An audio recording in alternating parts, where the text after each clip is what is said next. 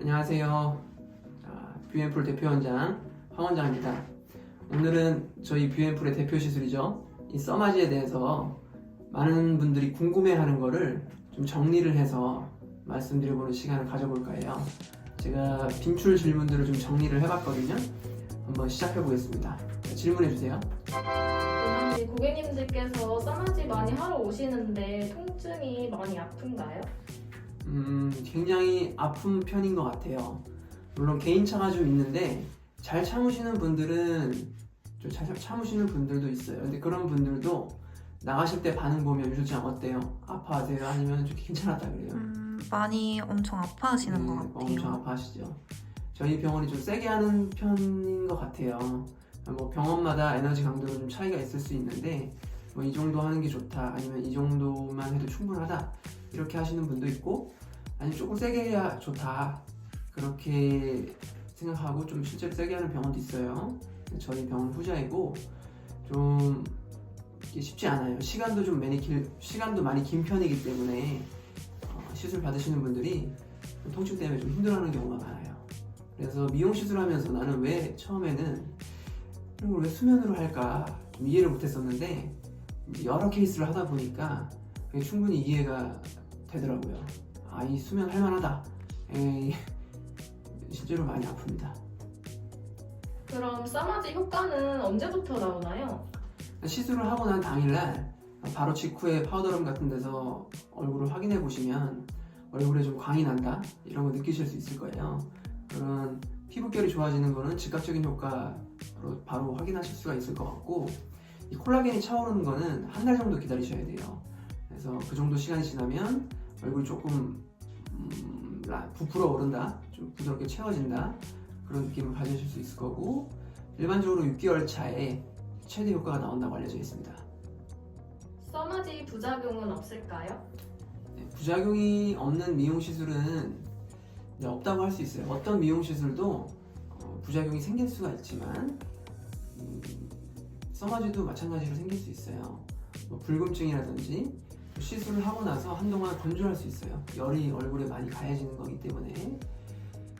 근데 이런 건 다운타임이 좀 짧은 편이고 그나마 일상생활에 복귀가 빨리 할 수 있기 때문에 다른 시술보다 인기가 있는 것 같아요. 써마지 이전에 다른 시술을 최근에 받았는데 같이 받아도 상관없을까요? 그 시술이 어떤 시술을 받았는지에 따라서 좀 다르게 접근할 수 있을 것 같은데, 어떤 분들 중에는 써마지 받기 직전에 다른 병원에서 윤곽 주사라든지 뭐 얼굴 스킨 보톡스 리쥬란 같은 걸 맞고 오시는 분들도 있어요, 간혹가다. 그런 분들은 할 수가 좀 없죠. 최소한 그런 주사 시술 같은 경우에는 한 3, 4일 정도는 텀을 주는 게 좋아요. 그 외에 다른 시술들, 뭐 레이저 리프팅이라든지 울세라 이런 거는 뭐 같은 날 해도 무방합니다.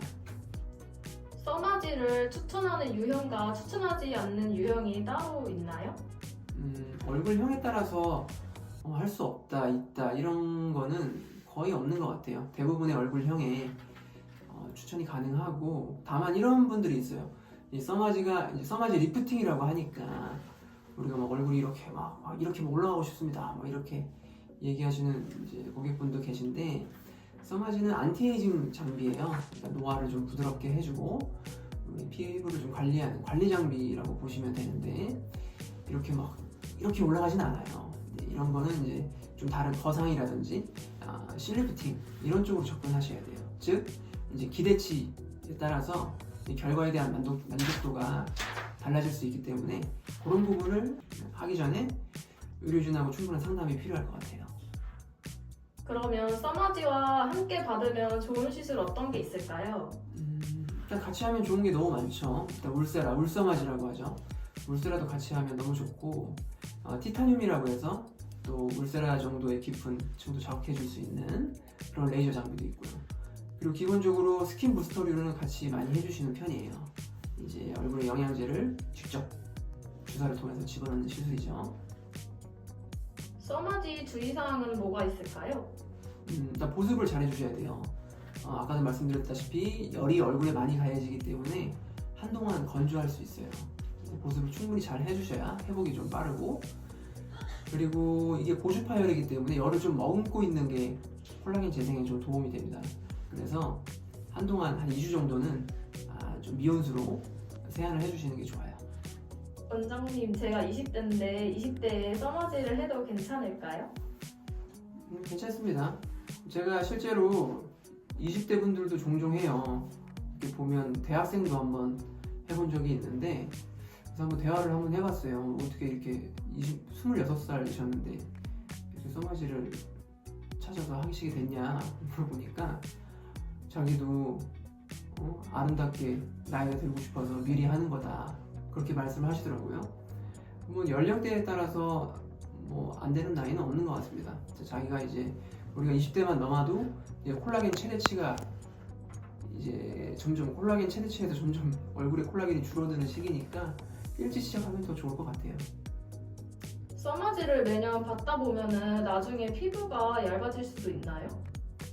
피부가 얇아진다는 말은 그 질문의 뜻은 좀 피부가 예민해질 수 있냐, 아니면 트러블이 잘 날 수 있는 민감성 피부로 바뀔 가능성이 있지 않냐, 자주 시술을 하다 보면, 그런 뜻인 것 같은데 그렇지는 않습니다. 실제로 레이저를 자주 한다고 해서 피부가 얇아지지는 않고요. 오히려 써마지를 주기적으로 하게 되면 피부 아래 진피층이 좀 더 건강해지고 그 진피 환경이 좋아지니까 우리가 피부에 트러블이 날 확률, 좀 민감성 피부가 될 확률이 더 적어진다고 볼 수 있지 않을까요? 자, 이상으로 고객들이 궁금해하는 써마지 빈출 질문 몇 가지를 정리를 좀 해봤는데, 그 외에도 궁금한 점이 있으실 수 있을 거거든요. 그런 게 있다면 댓글로 남겨주시면 저희가 답변을 해드리겠습니다.